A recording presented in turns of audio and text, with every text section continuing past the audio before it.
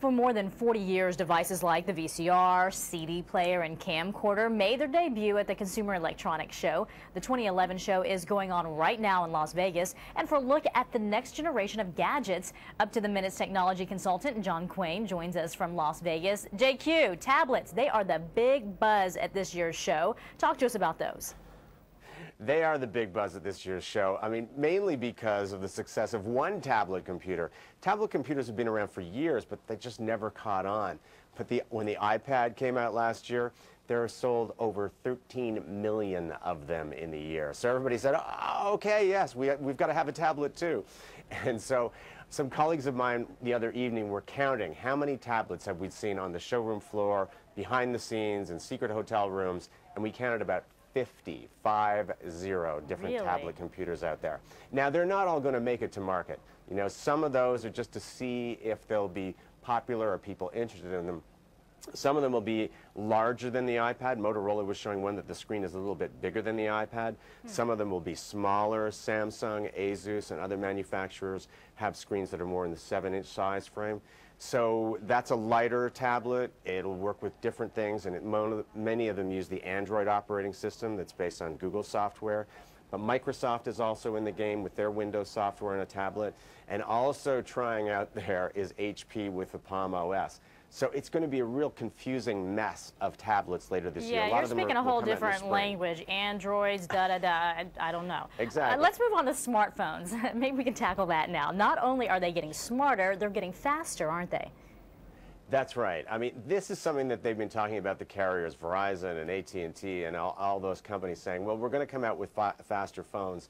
And they talk about 4G. That basically means that the data speeds and voice will all go digital, and it'll be much, much faster. The kind of speeds that you get on a cable, connection or a DSL connection on a home, internet connection, broadband speeds. So they are finally rolling out 4G from Verizon Wireless. They have their technology called LTE. And they did a little bit last year. They had some modems, but that was about it. Now they're going to go full force with a whole slew of phones from a whole slew of different manufacturers. Motorola, HTC has some very sexy phones that we like a lot already, and they're going to come out with something called Thunderbolt, which will be very much like this phone here, and it will do LTE. It will also do Skype video conferencing, which will be built into some of these phones as well. So this is going to be really a computer. They're about twice as fast as they have been before, a faster connection, and some people are even showing them with docking stations like you would with a laptop. You plug it in, a big screen, hook the keyboard up, and treat your phone like a desktop computer. That is fascinating. You know, a lot of people, too, are wondering whether we're going to see a Verizon iPhone anytime soon.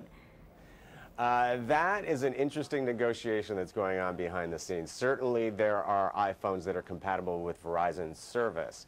The question is now, Verizon's doing pretty well with it's going to be out first with a full 4G network ahead of AT&T, which has the iPhone.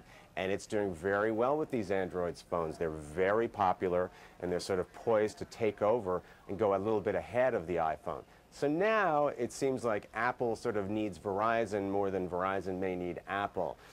All of our rumors say, the scuttlebutt is in 4 to 6 weeks you may see an iPhone on Verizon, but we've said that before, so who knows?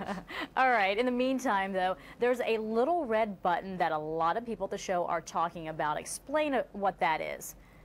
Well, we talked about web-connected TVs and internet-connected TVs, and it all seemed really geeky, and it never really caught on. But this one little company really made it catch on, and that's Netflix, of course, because when people got Netflix on their TVs or through their game consoles, basically it allowed you to stream movies directly to your TV, and there you were paying $8 or $9 a month, and there were thousands of movies suddenly available. Then they understood the benefit of an internet-connected TV, and suddenly this year that really took off. At the show, those connected TVs are everywhere, and so you'll see Netflix and Facebook and Twitter things all on your TV. So if you want to tweet off your TV, you'll be able to do that this year. And it also takes away all these set-top boxes and all these cables and things when it's built right in. So Netflix is also going to be in some remote controls. You just push that Netflix account and up will come your Netflix account on your TV. I think people are really going to like that. Yeah, technology is moving so fast. And I want to ask you, before I have to let you go, what is the one thing that has just wowed you at this show? The one thing that's wowed me, well, I want to tell you one thing that hasn't because it's being pushed so much, and that's 3D TV. So a lot of people will say, well, what wowed me was 3D TV. I saw this great set and these glasses. But you know what? They're pushing it. They're going to have, Panasonic is pushing 3D video conferencing. There are 3D camcorders from JVC and Sony being pushed.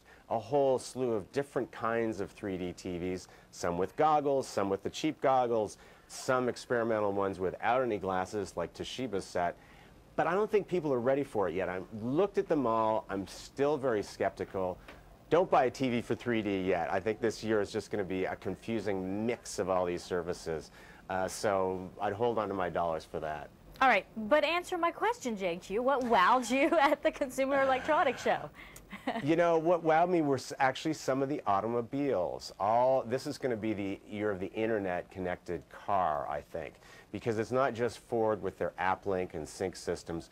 All the other automakers are now adopting a very similar approach. So even Hyundai, BMW, Audi, all these car makers are coming out with very similar systems. Even OnStar, that is previously limited to just GM cars, that's the only vehicles you could get it in, is now going to sell OnStar into the aftermarket. It means you can buy a rear view mirror that has OnStar built in and plug it into any car.